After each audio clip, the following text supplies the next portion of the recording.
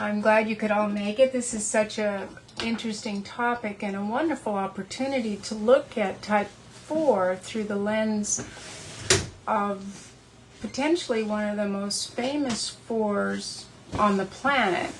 And with everything that's come out since Michael Jackson's death, much more has been revealed, not only about the language that he uses and what his preferences have been, but people that normally wouldn't have spoken about him are saying more and revealing more. So it's a great opportunity for us to look at what it means to be a 4 and the possibility of 4 and how we could see that in his younger years, how we see that in his facial expressions and micro movements and the language choices.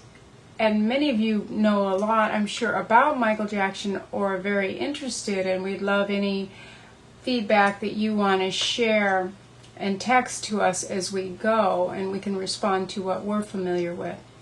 And we are definitely experts on the Enneagram, and we are not experts on Michael, although I think our ability to assess his personality is probably pretty on the mark. So I simply say that because there may be many of you who are real hardcore fans that may know something that we don't, and if you have a correction, we're very open to that. This is an open forum to explore Michael's life.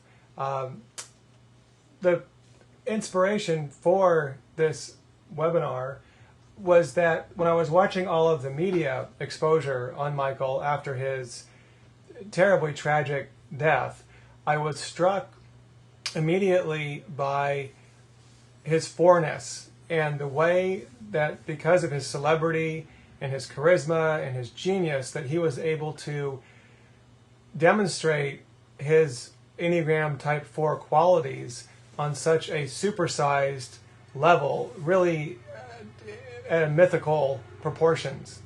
So as I mentioned in the webinar write-up, which I'd just like to read quickly now just to get us on the same page, that we see Michael Jackson as the quintessential Enneagram social 4.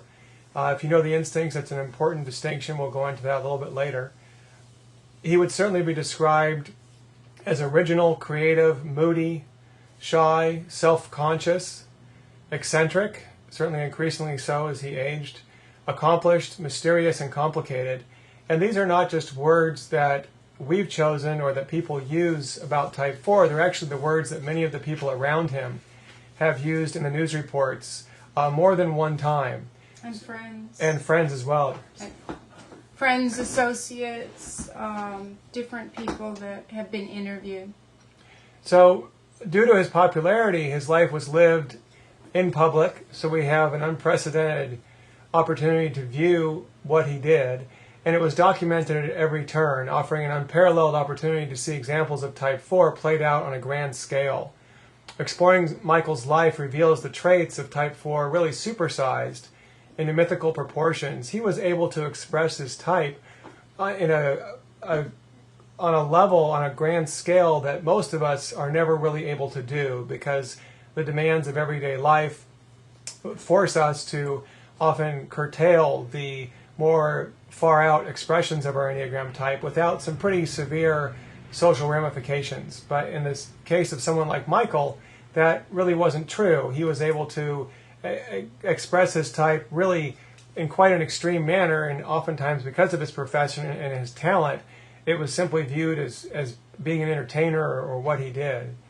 And he had the financial ability to do so as well.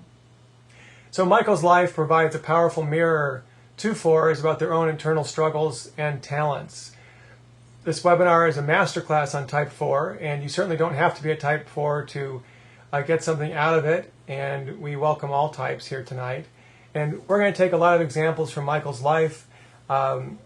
We have pictures, we have quotes.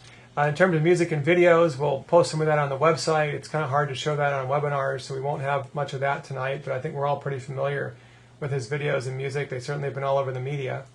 A couple of fascinating things before we start. I think it's worth noting that Michael is arguably the greatest celebrity in history. His facial recognition is the greatest, my understanding, of any human being that's ever lived. In terms of anywhere you go on the planet, people know who he is.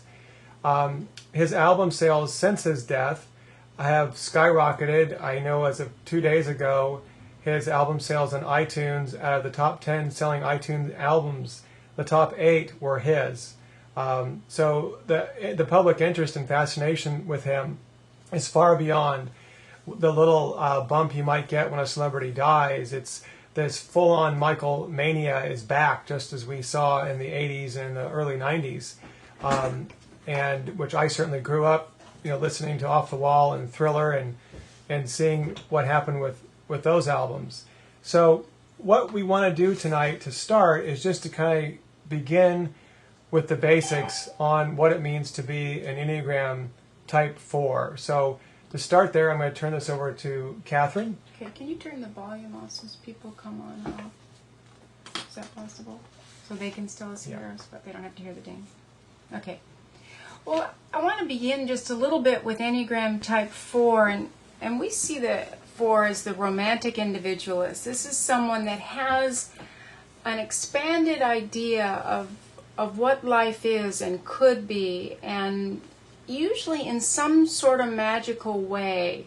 There can be sadness around what they don't have, what's missing, and they're longing for, but also about a future they may never possess, or a past that was painful. The identification is with the nostalgia and with the pain itself. 4s in general want to be gifted in some way and feel that they're very intuitive. Their greatest desire is to be original and unique, and spend most of their life trying to accomplish something that is representative of that uniqueness. Most importantly, they want to feel passionate and true to their feelings and authentic. And nothing upsets a 4 more than to feel they're acting in an inauthentic way. 4s are also the type that is both kind of avant-garde and sensitive at the same time, highly expressive and focused on spirituality, and can be very assertive and competitive when they're going after what they want, but still be shy and ill at ease and visibly self-conscious. In general, 4s want others to see them as idealistic, emotionally deep, and compassionate, and they generally find a way to demonstrate that ability.